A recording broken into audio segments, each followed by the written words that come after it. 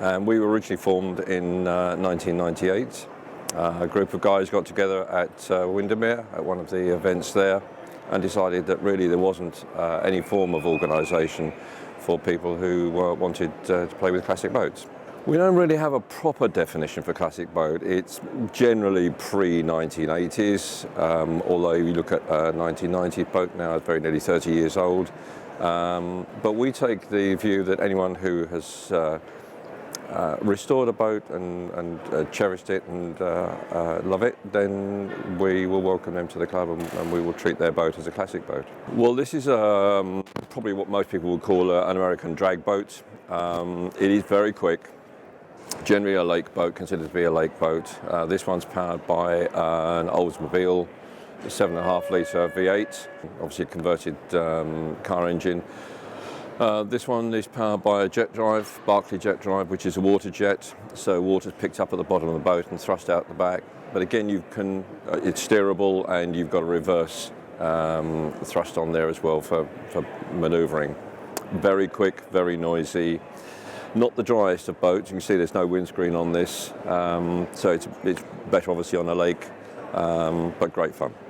People probably would have raced or could have raced these in the States. I mean, there's a huge market over there, and as I've picked up off Facebook and some of the social media sites, is that there's a fantastic following of classic boats over there, and people will be restoring these. This is fiberglass one, but the early ones were wooden.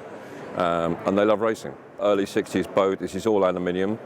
The engine originally was a full console, 4-cylinder.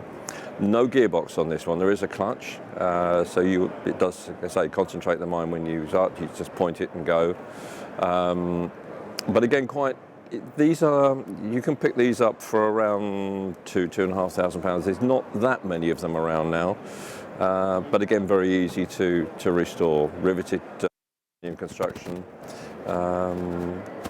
Again, a simple boat that you can get on the water quite quickly. This is a Ratico, it's an Italian manufacturer. Again, very typical in the lines of Riva. A number of people copied the Riva designs. This is wood frame and veneer construction. Again, picking up on the colour schemes from Riva. This particular one outboard powered, but again you can get inboards. This is a little more specialised. Clive actually sold this to the original owner from Lewis Marine in 1965, 1966. Bumped into the owner about 20 years ago. The boat had been just left in a garage, and it was a sort of boating equivalent of a barn find. It was a complete basket case. He stripped it, revarnished it, and you have a beautiful boat today. This is a ferry Cinderella. It's 15-foot long.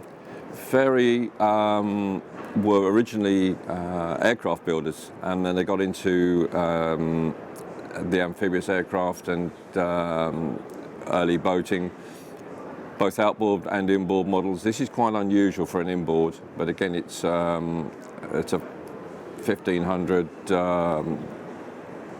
Ford crossflow engine. Again, typically marinised. This does have a gearbox, so you have got forward and reverse. Again, this is cold moulded ply. You can find them around. Probably quite a lot of work to do on this type of thing. It's got about 25, 30 coats of varnish and paint on here. Again, it was stripped back and completely restored. New instruments, or refurbished instruments rather. Really from the bottom up. Project 31 was one of the first boats that Princess built. Fiberglass, single Volvo Penta engine, and it was the start of the range really that Princess now provide. Again, you can find these. We've got a few cruisers in the club. This is probably one of the largest ones, but again, you can buy them relatively cheaply. But obviously, it's a lot more work to take on.